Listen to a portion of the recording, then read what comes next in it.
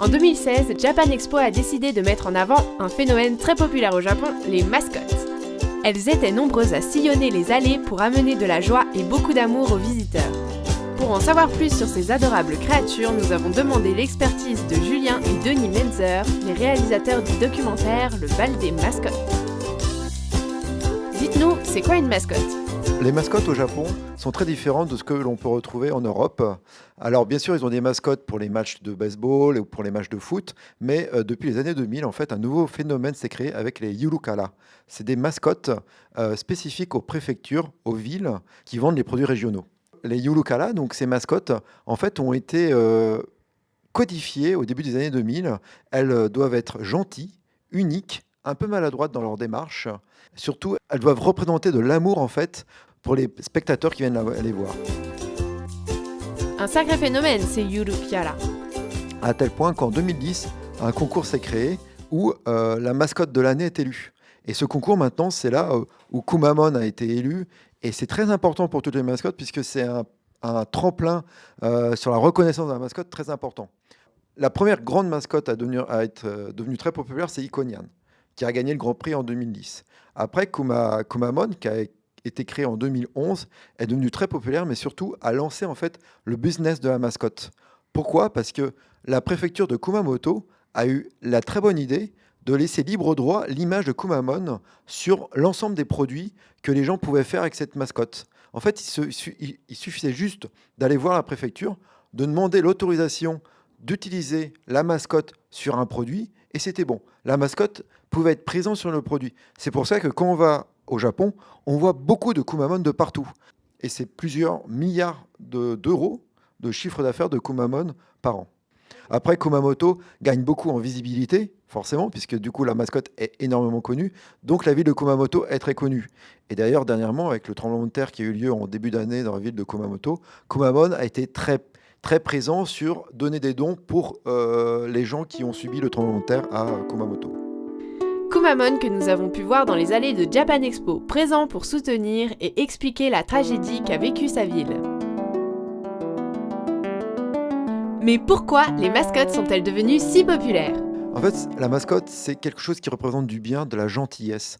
Et vous savez, depuis quelques années, les gens, ils ont un peu marre de la politique, des politiciens, c'est très dur. Enfin, ils ont une image qui s'est un peu dégradée des politiciens et la mascotte remplace un peu cette image du politicien, puisque la mascotte représente quand même une préfecture, une ville.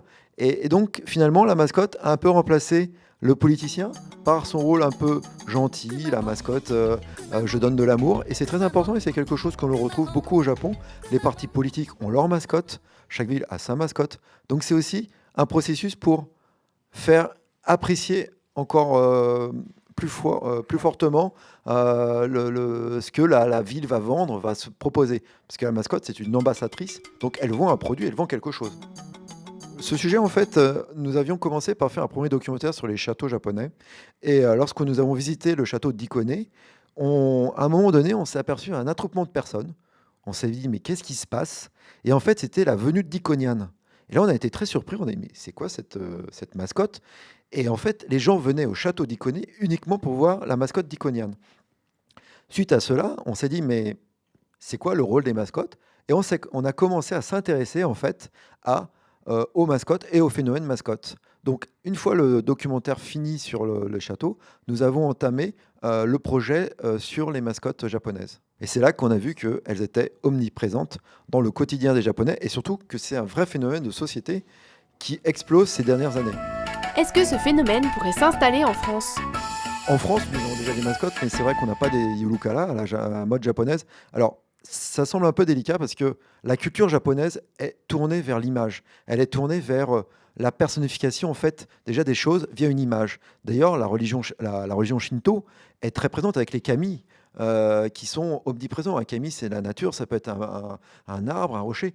Donc déjà, les Japonaises sont à même d'apprécier, de personnifier en fait un objet par rapport à quelque chose.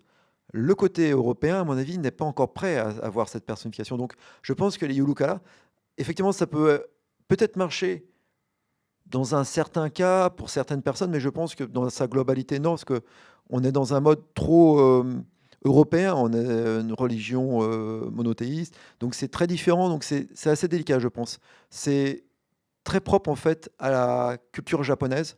On n'est quand même pas prêt d'en voir dans les rues en France, je pense. Dites-nous tout, vous avez bien un chouchou parmi les Yurukiara? Ouais, notre mascotte préférée, c'est parce qu'elle regroupe nos deux passions. C'est Ikonian, la mascotte du château d'Ikone, parce qu'il y a le château et Ikonian est une très jolie mascotte. Elle est très expansive. En fait, c'est un chat en forme avec un casque de samouraï. Et en plus, comme c'est la première mascotte, elle a l'historique. Il y a l'histoire aussi. Pourquoi c'est un chat au château d'Ikone?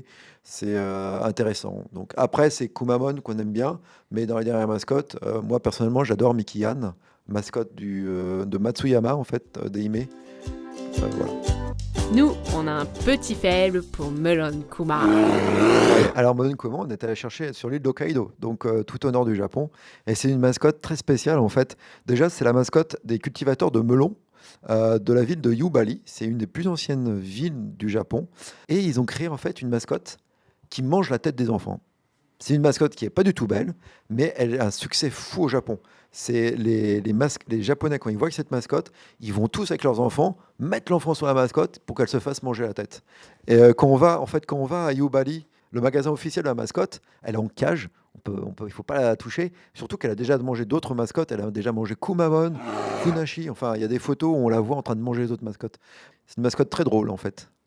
Et elle sort un peu du champ des autres mascottes. Donc, elle n'a pas le côté peut-être gentil comme on pourrait l'avoir, mais en fait, tout le monde l'aime. C'est ça la réciproque.